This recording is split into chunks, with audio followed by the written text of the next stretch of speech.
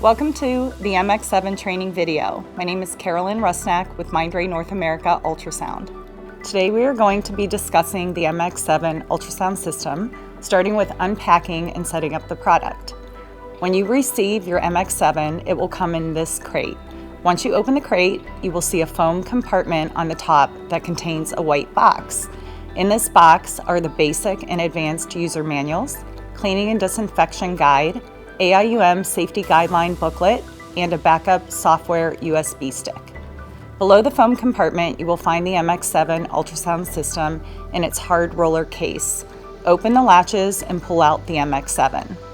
4 transducer storage cases, the power cord, ECG lead set, ECG slave cable, and a grounding cable are all included in this case. The MX7 can be used on a tabletop or in conjunction with the MT3 trolley.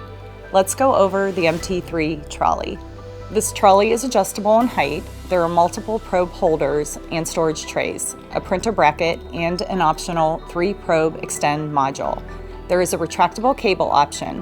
The MX7 comes with a battery that will allow 1.5 hours of operation in B mode. Insert the MX7 onto the trolley like this.